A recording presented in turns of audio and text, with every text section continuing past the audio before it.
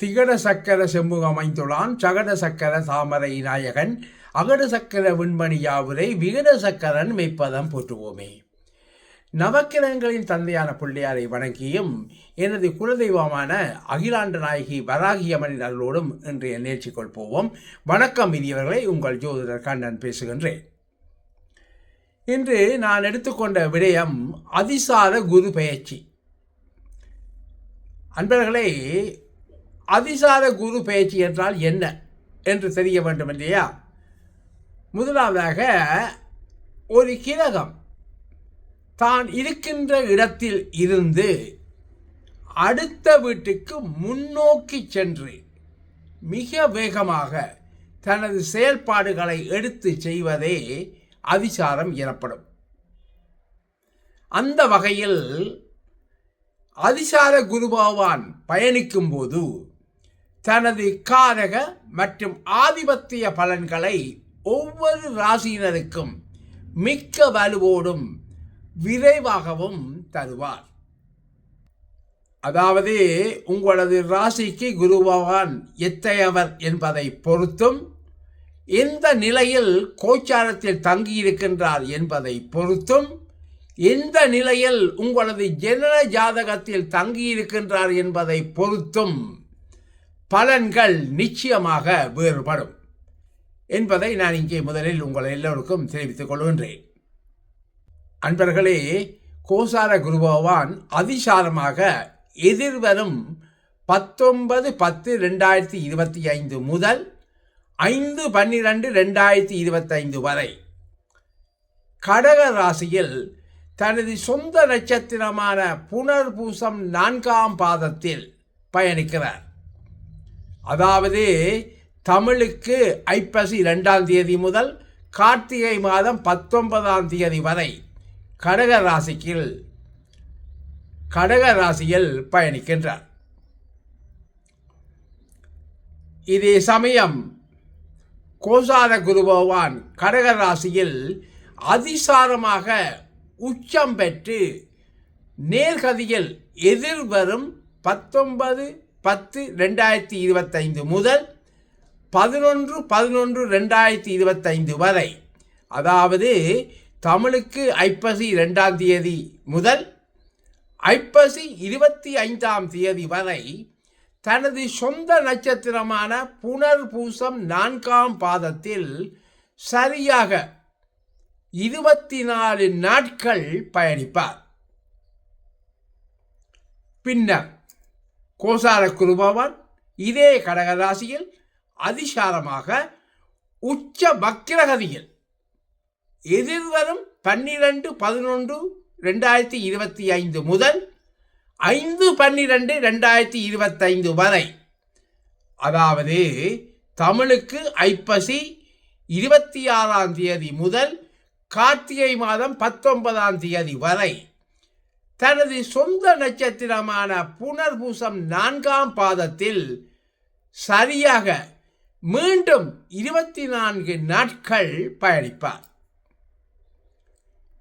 அதனால் இக்காலகட்டத்தில் ஒவ்வொரு ராசியினருக்கும் ஏற்படக்கூடிய பொது பலன்களை இனி பார்ப்போம்.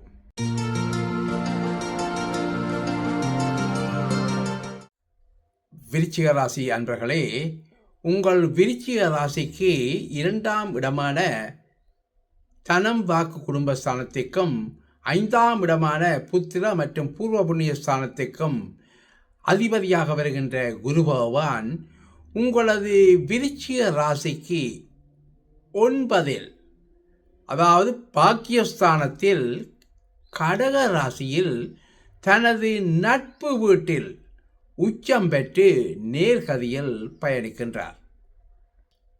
மேலும் உங்கள் விருச்சிக ராசிக்கு 2, 5ஆம் வீடுகளுக்கு அதிபதியாகிய குரு பகவான் யோகம் தரக்கூடிய ஒரு கிரகமாகும். அந்த வகையில் 2வது வீடான தனம் வாக்கு குடும்பஸ்தானத்திற்கு அதிபதியாகிய குரு பகவான் உங்கள் விருச்சிக ராசிக்கு 9வது வீடான பாக்கியஸ்தானத்தில் உச்சம் பெற்றாலும் கூட தன்னுடைய ஸ்தானத்துக்கு தன்னுடைய ஸ்தானத்துக்கு 8ல் மறைந்து உச்சம் பெறுவது நல்லது கிடையாது. அதாவது யோகம் தரக்கூடிய ஒரு கிரகம் மறைவது நல்லதில்லை இல்லையா? அதனால் உங்களது தன வருவாய், பணப்புழக்கம் போன்றவற்றில் தளர்ச்சியும், கணவன் மனைவி விஷயத்தில் ஒற்றுமை குறைவும், கொடுத்த வாக்கை காப்பாற்ற முடியாத நிலையும், தெளிவற்ற பேச்சும், ஒரு சிலருக்கு ஆரோக்கிய குறைபாடுகளும் போன்ற இத்தகைய பிரச்சனைகள் வருவதற்கு வாய்ப்புகள் அதிகம் உள்ளன. அதே சமயம் நண்பர்களே, 5ஆம் வீடான புத்திர மற்றும் பூர்வ புண்ணிய ஸ்தானத்திற்கும் குரு பகவான் அதிபதியாகி உங்கள் விருச்சிக ராசிக்கு 9வது வீடான பாக்கியஸ்தானத்தில் உச்சம் பெற்று காணப்பட்டாலும் கூட தன்னுடைய வீட்டுக்கு, அதாவது தன்னுடைய ஸ்தானத்துக்கு 5ல் திரிகோணத்தில் தனது நட்பு வீடான கடகத்தில் உச்சம் பெறுவது நல்லதொரு அமைப்பாகும். அதனால் உங்களது பிள்ளைகள் வழியில் மகிழ்ச்சியும் நல்ல உறவும், அவர்கள் கல்வியில் நல்ல மேன்மை பெறுவதும் மற்றும் புத்தியோடு செயலாற்றுவதும் போன்ற நல்ல பலன்கள் ஏற்படும். அத்துடன் சகல சௌபாக்கியங்களையும் அடைவீர்கள் மட்டுமல்ல, உங்களது தந்தையுடனான உறவு மேம்படுதலும், தந்தை வழி உறவினருடன் நல்ல உறவை ஏற்படுத்துவதும் போன்ற நற்பலன்களும் கிட்டும். இதே சமயம் கோச்சார குரு பகவான் ராசிக்கு 9ல் நேர்கதியில் இருந்து உங்கள் ராசி 3 மற்றும் 5வது இடங்களை பார்வையும் செய்கின்றார். உங்களது விருச்சிக ராசியை உச்சம் பெற்ற குரு பார்வை செய்வதனால் நல்ல உடல் ஆரோக்கியம் பெற்று சுறுசுறுப்பாக இயங்குவது, தெளிவான முடிவுகளை மேற்கொள்வது மற்றும் நல்ல குணம் மற்றும் பண்புகளுடன் வாழ்வது போன்ற நற்பலன்கள் கிடைக்கப்பெறுவீர்கள். அடுத்து 3வது வீடான தைரிய வீரிய முயற்சி ஸ்தானத்தை உச்சம் பெற்ற குரு பார்வை செய்வதனால் நீங்கள் நல்ல தைரியத்தோடும் துணிவோடும் உங்களது செயல் திட்டங்களை நடைமுறைப்படுத்துவீர்கள் மற்றும் கணவன் மனைவி தாம்பத்திய உறவு மேலோங்கும் மட்டுமல்ல, இளைய சகோதர உறவும் பலப்படும். இதேவேளை communication, media, writing, publishing, printing, courier service போன்ற துறைகளில் வேலை அல்லது தொழில் செய்வோர்களுக்கு இது நல்ல பலனை தரும் என்பது இங்கே குறிப்பிடத்தக்கது. அதே சமயம் நண்பர்களே, உங்களது சுய ஜாதகத்தில் 2ஆம் இடம், 6ஆம் இடம், 10ஆம் இடம் சம்பந்தப்பட்ட திசாபுத்திகள் நடப்பில் இருப்பின் இது சாத்தியமாகும். இறுதியாக 5வது வீடான புத்திர பூர்வ புண்ணிய ஸ்தானத்தை உச்சம் பெற்ற குருபகவான் பார்வை செய்வதனால் புத்திர பாக்கியத்திற்காக காத்திருப்போருக்கு புத்திர பேற்றுக்கான வழி பிறக்கும். அதே சமயம் உங்கள் சுய ஜாதகத்தில் 2ஆம் இடம், 5ஆம் இடம் சம்பந்தப்பட்ட திசாபுத்திகள் நடப்பில் இருப்பின் இது சாத்தியமாகும். மேலும் ஏற்கனவே பிள்ளைகள் இருப்பின் பிள்ளைகள் வழியில் மகிழ்ச்சியும் நல்ல உறவும் மற்றும் அவர்களது கல்வியில் நல்ல மேன்மை பெறுவதும் மற்றும் புத்தியோடு செயலாற்றுவதும் போன்ற சகல நற்பலன்களும் ஏற்படும்.